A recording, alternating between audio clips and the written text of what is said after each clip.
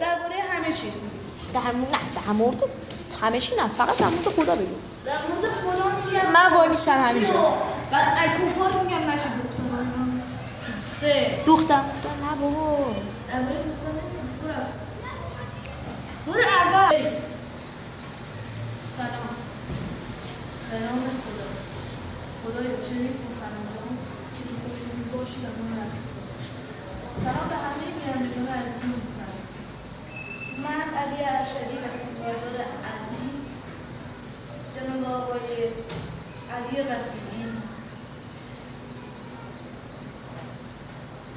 رفیعی و من در مورد این فیلم خیلی از کارا می‌خوایم بکنیم. ما الان توی املاک رفیعی با مدیریت آقای مرتضی رفیعی و پسر آقای مرتضی رفیعی الان در حال فیلمبرداری هستیم. من هم پسر مدیر عامل این املاک هستم. تقریبا نصف املاک برای آقای مرتضی رفیعی و نصف املاک دیگه برای این پدر که اسمش آقای کاظم ارشدی. من درباره خدا و همه چیز اول خدا، چون همیشه به نام خدا. ای خدایا این دنیا این کارا رو فقط می‌کنی برای شادی من. این دنیا تنبیه داره. قیامت واقعیه. شاید دیدی همین جمعه شاید ظهور کنه.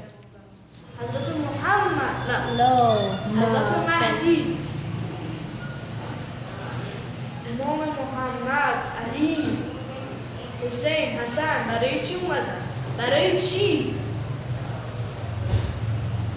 برای اینکه فقط ما رو به راه راست هدایت کنن.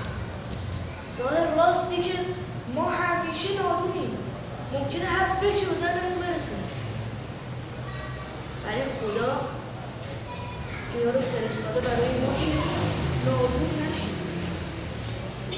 به خاطر اینکه نادون نباشیم و نادون نخواهیم شد انشاءالله.